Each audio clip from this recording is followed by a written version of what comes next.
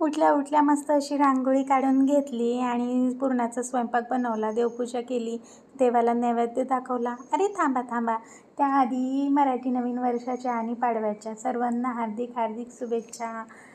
झाली आहे का तुमची तयारी? मी तर अशी करते आहे बघा तयारी, मस्तपैकी साखरेची गाठी, लिंबाचं तोरण आणि नारळ असं सगळं पूजेचं ताट काढलेलं आहे. आणि मग आम्ही दोघं नवरा बायको गुढी उभारण्याची तयारी चालू आहे. कशी सुंदर दिसते बघा गुढी माझी, अगदी निळ्या आकाशाच्या खाली सुंदर लख्ख प्रकाशात आणि झुळझुळणाऱ्या हळूच मंद वारेत मस्त डौलात उभी आहे. हो ना, तुमची गुढी मांडून उभारून झाली आहे का तेही सांगा. चालली आमची तर तयारी चालली आहे.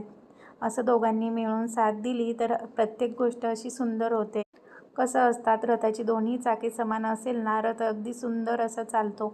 एक चाकही कोलमडून पडलं ना, मग तो सगळा कारभार बिघडूनच जातो. तर प्रसादात मी ना हरभऱ्याची डाळ भिजू घातली होती. त्यातमध्ये लिंबाचा पानांचा मोहर, गूळ असं मिक्स केलं. परत नारळाचे तुकडे आणि समृद्धीने ते सर्वांना वाटले. त्यानंतर आरतीची तयारी चालू झाली. मग आम्ही आरती करत होतो. सुंदर अशी आरती केली. आणि कसा रांगडागडी दिसतो माझा नवरा. जय महाराष्ट्र, जय जिजाऊ, जय शिवराय. छान दिसते. मराठी माणसालाही डोक्यावरती टोपी अगदी सुंदर दिसते. आणि मग आरती झाल्याच्या नंतर आमच्या मॅडमकडे पण लक्ष द्या थोडंसं. समृद्धीलाही दर पाडव्याला नऊवारी घालायची असते, मग तिला पण रेडी केलं आहे. सुंदर दिसते ना? नक्की कमेंट्स करा समृद्धीसाठी सर्वांनी, मी नक्की दाखवेल तिला. त्यानंतर काही आम्ही फोटोज काढले बरं का. आणि हो, पाडवा आहे ना, तर सर्वांनी आपल्या मनातील मतभेद सगळे विसरून एकमेकांशी छान राहा. तब्येतीची काळजी घ्या बरं का. ऊन भरपूर प्रमाणात वाढलेलं आहे, तर उन्हामध्ये विनाकारण जाणं फिरणं टाळा.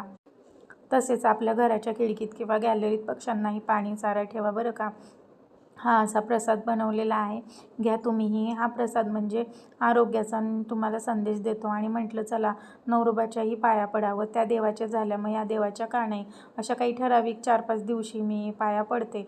त्यानंतर समृद्धीचे काहीच फोटो काढले. अंधार येत होता, पण चला म्हटलं आठवणी राहतात नाही का, त्यामुळे फोटो काढले. समृद्धीचे असे भरपूर पोजमध्ये फोटो काढले मी. आमच्याही फॅमिली म्हणजे आमच्या तिघांचेही फोटो काढले.